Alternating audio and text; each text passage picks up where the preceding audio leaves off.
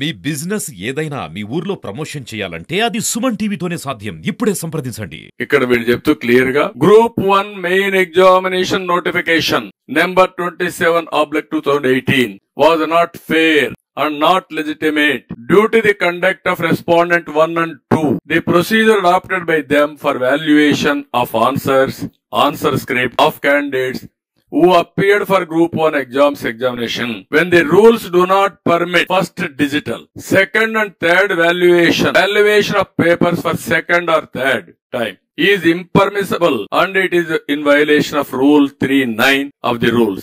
On account of such second or third violations, there is possibility of examining, eliminating qualifying and meritorious candidates and to select the candidates of respondent 1 and 2 to face the oral interview and select them finally. అందుకే చెప్పారు therefore any further evaluation may be needed చెప్పి next clear గా as the process of evaluation of group 1 answer scripts itself is irregular, illegal, contrary rules 3(9) of the APPSC rules and do not entitle to claim equities in view of the affidavit obtained by respondent 1 and 2 as per the directions of this court. Therefore, it is appropriate to issue a direction to respondents 1 and 2 to conduct group 1 examination for notification 27/2018 afresh, giving at least 2 months time to the candidates and to complete the process and selection within 6 months from the date of receipt of this copy orders. ఇది మీరు అర్థం చేసుకుంటారు. ఏం చెప్పాలా?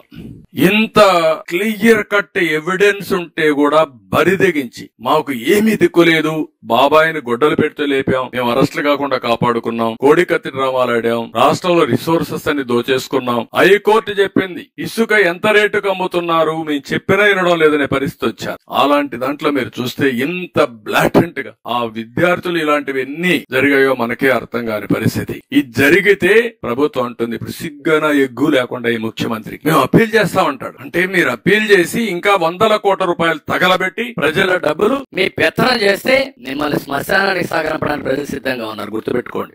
Warning ఇస్తున్నాను. ఎంతమంది జీవితాలు నాశనం చేస్తారు మీరు? ఆడుకుంటారా మీరు? అంటే మీకేం భయం కూడా లేదు. ఇంత బ్లాటెంట్ గా మిస్యూజ్ జరిగిన తర్వాత, సెకండ్ వాల్యుయేషన్ జరిగిన తర్వాత, జరగలేదని కోర్టులో అఫిడవిట్ వేసిన తర్వాత, మీరు కప్పిపుచ్చారు ఇది చల్లదని హైకోర్టు చెప్పిన తర్వాత, మీకు వాతలు పెట్టిన తర్వాత ఇంకా నువ్వు మాట్లాడతావా? ముఖ్యమంత్రిగా పరిపాలించడానికి అర్హత ఉందా? నీ ప్రభుత్వానికి ఒక రోజు కంటిన్యూ కావడానికి అర్హత ఉందా మీకు? ఈ రాష్ట్రంలో యువత భవిష్యత్తును ఆడుకున్న మీరు, నీచంగా ప్రవర్తించిన మీరు ఇంకా కూడా బుకాయిస్తారా? మీరు ఎవరికి బుకాయిస్తారు? అంటే మమ్మల్ని అందరినీ కేసులు పెడతాను బుకాయిస్తారు. అంతే కదా మీరు చేసే పని, తప్పుడు పని. ఇలాంటి దుర్మార్గులు ఏం చేయాలో ఆలోచించాల్సిన అవసరం ఉంది ప్రతి ఒక్కరు కూడా. బాధ ఆవేదనతో చెప్తున్నా. మొన్నే నేను ఇక్కడే మీరు చూశారు కళ్ళలకు రెక్కలనే కార్యక్రమాన్ని ప్రారంభించాం. ఆంధ్రప్రదేశ్ లో ఉండే యువత ప్రపంచాన్ని జయించే పరిస్థితికి వచ్చారు. ఆంధ్రప్రదేశ్ లో మాత్రం అనునిత్యం బాధతో ఆవేదనతో కుంగి కుసించిపోయే పరిస్థితికి వచ్చారు. అంటే ఇక్కడి నుంచి పారిపోవాలి. ఇంకా ఇక్కడ లేకుండా ఈ రాష్ట్రాలు అప్పుడే వాళ్ళకి భవిష్యత్తు. అంత దుర్మార్గంగా చేసే పరిస్థితికి వచ్చారు. ఇప్పుడు అందుకే మేము కోరుతున్నాం, ఇలాంటి టెయింటెడ్ ఆఫీసర్స్ ఒక్క నిమిషం కూడా ఉండడానికి వీలు లేదు. ఒకటి, ఎవరైతే దీనికి అయ్యారో వాళ్ళందరిపైన కేసులు పెట్టాలి, సిబిఐకి ఇవ్వాలి, వీళ్ళని శిక్షించాలి, సివియర్ గా కూడా శిక్షించాలి. ఇది తెలియకుండా జరిగిన టెక్నికల్ పాయింట్ కాదు, తెలిసి డెలిబరేట్ గా పిల్లల జీవితాలతో ఆడుకున్న దుర్మార్గుల కథ. వాళ్ళు ఇమ్మీడియట్ గా పనిష్ చేయాల్సిన అవసరం ఉంది. జైల్లో పెట్టినా కూడా వాళ్ళ యొక్క బాధ తగ్గదు. ఆ కుటుంబాలు, ఎన్ని కుటుంబాలు నాశనం అయిపోయినాయి, వాళ్ళ తల్లిదండ్రులు ఎంత బాధపడతారు, ఎంత కష్టపడి కూలి పనులు చేసుకుని పిల్లలు ఒక డిఎస్పీ అయితే, ఒక ఎస్పీ అయితే, లేకుంటే ఒక మనం డిప్యూటీ కలెక్టర్ అయితే చూడాలని ఆ తల్లిదండ్రుల కోరిక. వాళ్ళందరినీ నాశనం చేశారు మీరు. అలాంటి దుర్మార్గానికి మీరు చేసే పరిస్థితికి వచ్చారు. అందుకని గవర్నర్ ఇమీడియట్ గా ఇన్వాల్వ్ కావాలి, ప్రధాన కార్యదర్శి ఇన్వాల్వ్ కావాలి. అలాంటి దుర్మార్గులను అక్కడి నుంచి పదవులోంచి కూడా తప్పించాలి, ఎంక్వైరీ చేయాలి. అదే మరి వీళ్ళు ఎవరైతే చట్టానికి వ్యతిరేకంగా ఎంపికైన డిప్యూటీ కలెక్టర్స్ అందరినీ డిస్క్వాలిఫై చేయాలి. They are no more eligible. చట్ట వ్యతిరేకంగా డిఎస్పీ నియామకం అయితే వాళ్ళు ఎవ్వరు కూడా డ్యూటీలో ఉండడానికి వీల్లేదు. ఉన్న పళంగా వాళ్ళందరినీ తీసేయాల్సిన బాధ్యత గవర్నర్ పైన ఉంది, ఎన్నికల కమిషన్ పైన ఉంది, వీళ్ళందరి పైన ఉంది. ఈరోజు మీరు చూస్తే 11:30 గంటలకు జడ్జిమెంట్ వచ్చింది.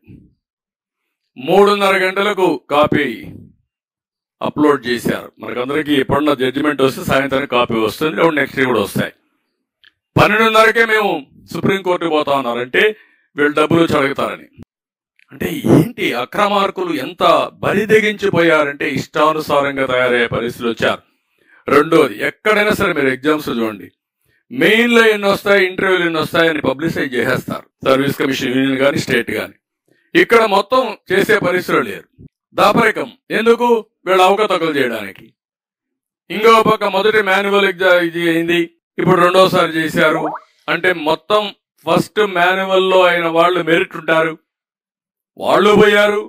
వీళ్ళ పాపానికి రెండోసారి చేసి వీళ్ళు పోయారు, అందరూ పోయారు. మొత్తం చాలా దారుణంగా జరిగింది, చాలా బాధాకరం. నెక్స్ట్ ఎప్పుడు కూడా మీరు చూడండి, తెలుగుదేశం పోలింగ్ కూడా లేదు. నిపుణులు సభ్యులు ఉండేవాడు, నిష్ఠార్థులు అనుభవజ్ఞులు.